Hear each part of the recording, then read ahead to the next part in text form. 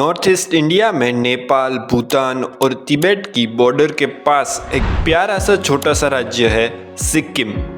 सिक्किम प्रसिद्ध है अपनी वादियाँ, ग्रीनरी और ऑर्गेनिक फूड की वजह से। ये दुनिया का एकमात्र ऐसा राज्य है जहाँ पर 100% ऑर्गेनिक फार्मिंग होती है।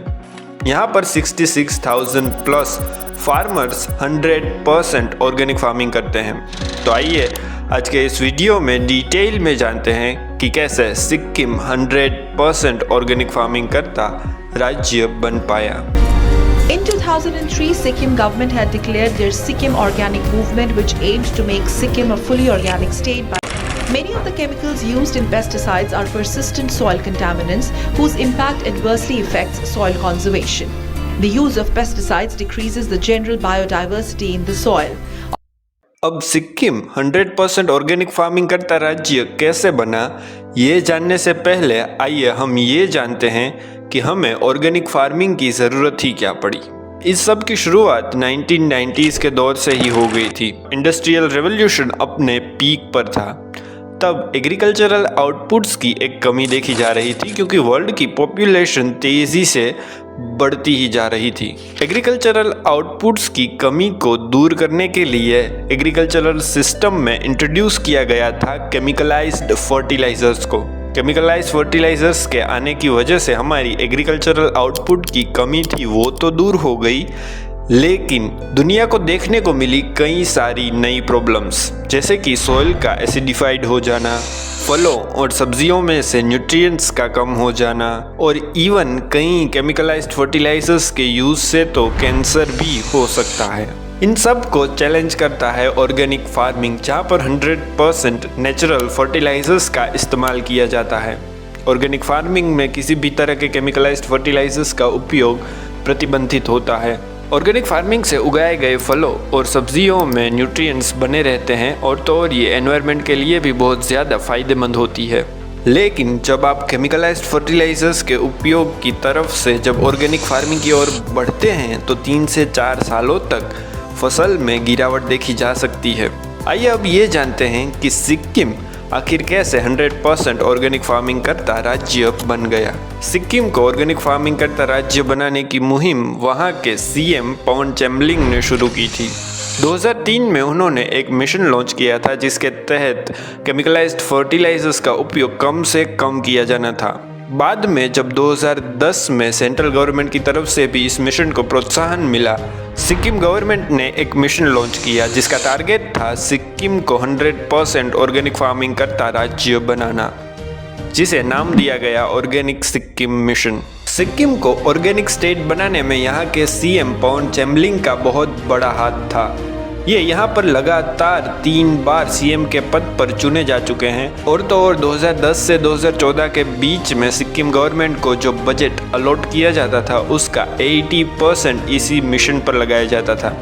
मतलब कि कोरा कोरा आप ये समझ सकते हैं कि हर साल 2,500 करोड़ रुपए इस मिशन पर लगाए जा रहे थे। और तो और सबसे ज़्यादा सॉइल टेस्ट भी सिक्किम में होते थे। सालाना 40,000 से भी ज़्यादा सॉइल टेस्ट यहाँ पर करवाए जाते थे। इसी मिशन के तहत 100 से भी ज़्यादा गाँवों में ट्रेनिंग कैंप्स चलाए गए थे जिसमें किसानों को ये सिखाया जाता था कि कैसे वो खुद से वर्मी कंपोस्ट फर्टिलाइज़र या फिर दूसरे नेचुरल फर्टिलाइजर्स बना सकते हैं और उसका उपयोग कैसे कर सकते हैं। सिक्किम गवर्नमेंट की स्ट्रॉन्ग और स्ट्रिक्ट पॉलिसीज़ की वजह से जनवरी 2016 में हमारे पीएम ने सिक्किम को दुनिया का पहला 100% ऑर्गेनिक फार्मिंग करता राज्य घोषित कर दिया था। 2 ही सालों में सिक्किम 50 कंट्रियों को पीछे छोड़कर दुनिया भर का नंबर 1 स्टेट बन गया था ऑर्गेनिक फूड प्रोवाइड करने में और तो और ऑर्गेनिक फार्मिंग करने में। 75,000 hectares of organic farming land के साथ सिक्किम नंबर 1 पर है और क्यूबा नंबर 2 पर। 66,000 से भी ज़्यादा फार्मर्स के साथ सिक्किम एक बेस्ट एग्जाम्पल है एग्रो इकोलॉजी का और इसकी वजह से सिक्किम को भी बहुत ज़्यादा फ़ायदा हुआ है। वहाँ का एनवायरनमेंट काफ़ी हद तक सुधरा है। वहाँ की बी पॉपुलेशन, इवन वहाँ की वाइल्ड लाइफ पॉपुलेशन में भी ज़्यादा इजाफा देखा गया है। साथ ही साथ जो सिक्किम के स्थानीय लोग थे उनकी एवरेज आयु में भी बढ़ोतरी हुई और बच्चों में भी कम बीमारियां देखी जा रही थी। सिक्किम के लिए यहाँ पर एक और प्रॉब्लम ये थी कि जो यहाँ पर ऑर्गेनिक फूड प्रोड्यूस हो रहा था उसे अच्छे और प्रॉफिटेबल दामों में बेचना।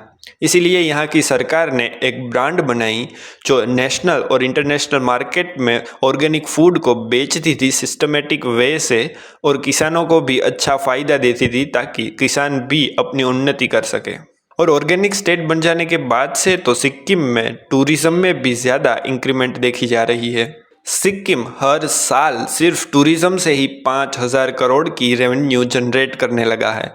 कई लोग ऑर्गेनिक फार्मिंग को क्रिटिसाइज करते हैं क्योंकि श्रीलंका ने भी इस तरह से ऑर्गेनिक फार्मिंग पर जाने की कोशिश की थी, लेकिन आप जानते ही हैं कि श्रीलंका की क्या हालत हुई है। वहाँ के किसान कर्जे में डूबे हुए हैं। लेकिन श्रीलंका के साथ ऐसा इसलिए हुआ था क्योंकि उन्होंने एक ही रात में एक ही झटके में केमिकलाइज्ड फर्टिलाइजर्स को बंद कर दिया था, जबकि सिक्किम में तो ये कोशिश 2003 से ही शुरू हो गई थी और 2016 में जाकर वो 100% ऑर्गेनिक बने थे। तो आप समझ सकते हैं कि धीरे धीरे ये बदलाव आया है और अगर हम चाहें तो ये पूरे देश में भी ये बदलाव ला सकते हैं, क्योंकि केमिकलाइज्ड फर्टिलाइजर्स आपकी हेल्थ को या आपके बच्चों की हेल्थ को भी इफ़ेक्ट करते हैं। मैं आपसे मिलूंगा अगली वीडियो में। Until then stay curious, stay happy.